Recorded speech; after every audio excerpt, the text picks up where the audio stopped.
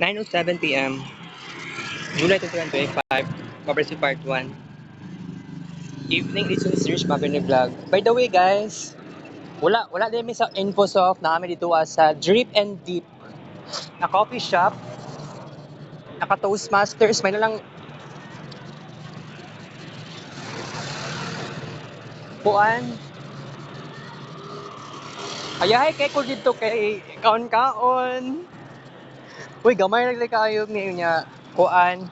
7 ni kabuok, upat kay naa sa face to face, tulo kay naa sa Zoom. Pero by the way, busog kaayo ko guys. Oo. Pero I'm so happy, I'm so glad kay naka-join ako. Kaya lang gamay ra gyud kaayo mi. Wala pa tong sila Toastmasters Duke, it's a Toastmasters Kuan, Jeffrey, o ba Toastmasters Lotis, wala. Gamay ra gyud kaayo mi. Pero no matter what happens, katuganing sa Kuan, katuganing nag-aadto kog SPMC. Ito nag-boost ako ang social skills. I'm so glad, I'm so happy. And by the way, about sa Kuan katong sa ginabuhat na ako sa ginaadtuan ako sa Kuan sa SPMC. Katong kaganiha, wala in taon ko nakaadto og ay na kasi ni adto kog SPMC alas Kuan naman to. Mga 10:30 AM. Then natawag ko sa doktor alas 4. Nahuman ng Kuan consultation 4:20 PM. 4 di day mga 4:40 4:14 PM. Wala noon ko ni diretso sa wala lang noon ko ni sakay og jeep paadto sa Magallanes. Traffic gyud kaayo siya. Di gyud na siya makaaya. So ni-absent na lang ko ganiya sa Magallanes. So wala ko'y mahimo. Okay? So katong giingon ako na akong mama, katong ganiyang udto nga wala nagkuan si mama, ganiyang hapon yata to, ganiyang hapon di ay wala nagkuan si mama, wala nakatinda og isda. Kay ang kwarta daw kuha ni pastor 16,500 pesos. So it means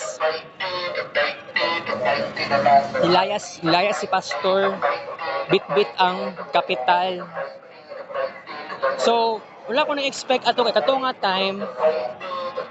time na ganyang hapon na ako kaganiya sa SPMC talaga.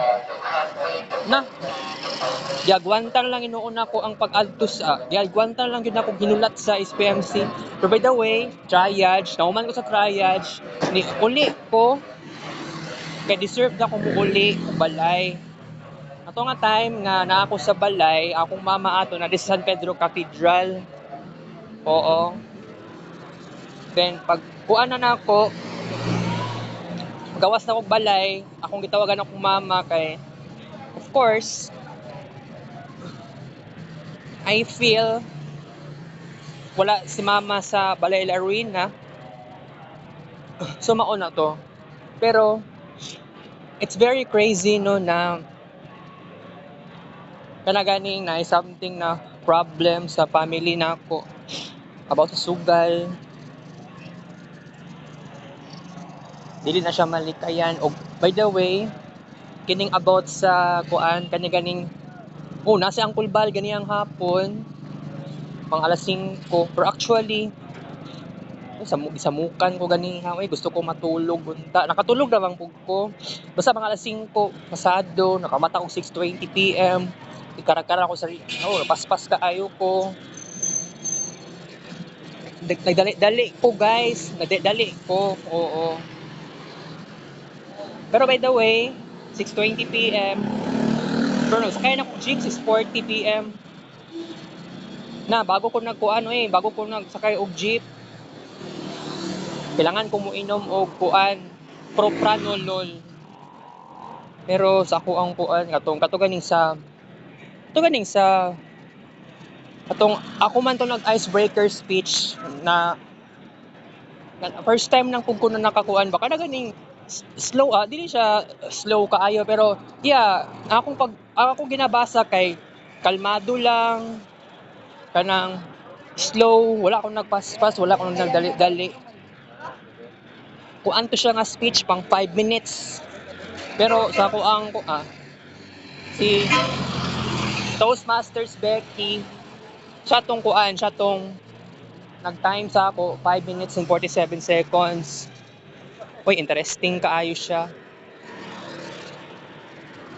Kay taas-taas di kay kuan.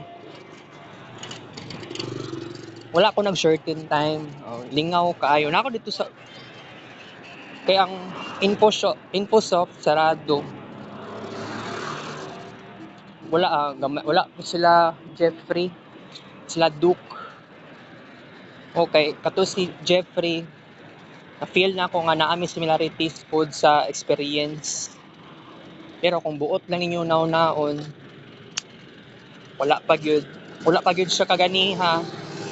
Pwede siya maminaw sa ko ang icebreaker speech, sa ko ang personal experience. Kaya lang maulag yung problema nato, no? Dito na miwasan no. Busy sila. So okay ra. Okay?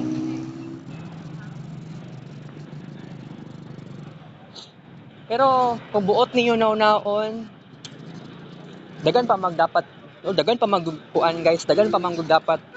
Diba? Dagan pa kung dapat ikuan. Dapat ka ma-experience jud. Pero honest na ko sa inyo ha na kini Toastmasters okay man ko. Pero ang ganing sa subject kay Ma'am Rosie talaga mag-present. Kailangan kong mainom og kuan propranolol 1 hour before presentation.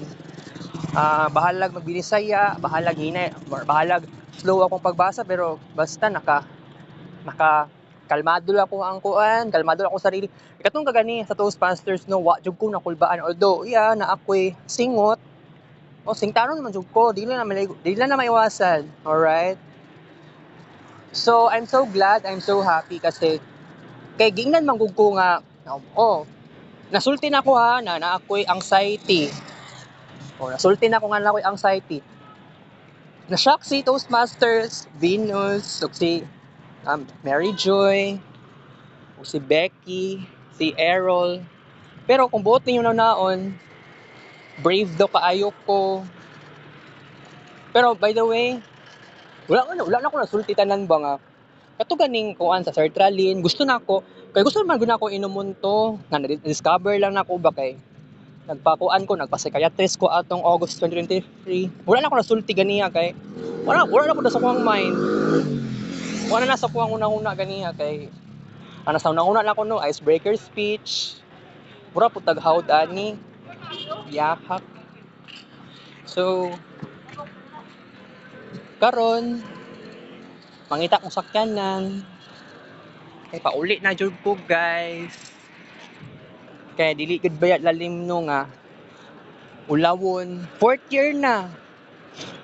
Pero kanang kung mag-present pa gani mi sa Thursday ba may tabo or next week.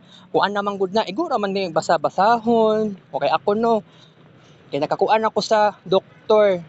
Nako ginasulat, kuan ako gihatag ako sa doktor. Gi-present na ako, gisulti na ako sa derma. Ingato. Actually wala na ako gipabasa sa doktor na dermatologist. Wala na ako gipabasa sa yaha kay ako jud mismo ang explain. So maabot na ko di na ko dapat makulbaan. So magtingala ako mga classmates ngano na ingato ko na ako nabago sa ko sarili. So sa ambot lagi sa next Thursday kay possible doon na kay orientation so dili ko sigurado. So I have to say goodbye guys. Kita kay Springs Vlog, thank you all. 9:70 PM, love you.